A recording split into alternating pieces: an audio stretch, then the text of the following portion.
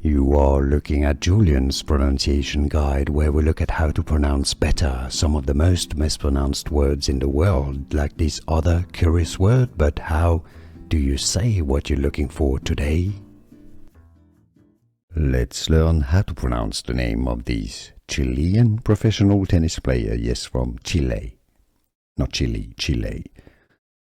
So, let's break down the pronunciation of his name in Spanish. Of course, they speak Spanish in Chile.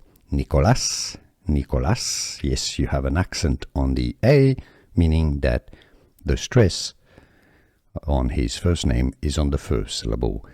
So, Nicolas Jarry.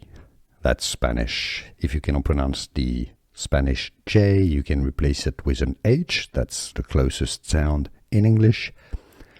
And so that's sort of Harry. Yeah, it's kind of Harry at the end of the day.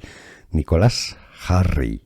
If you are rolling the R, because there's two, you have to make it quite long. So Jarry. Jarry. I know, it's a bit difficult if you don't speak Spanish. Nicolas Jarry. But now you know.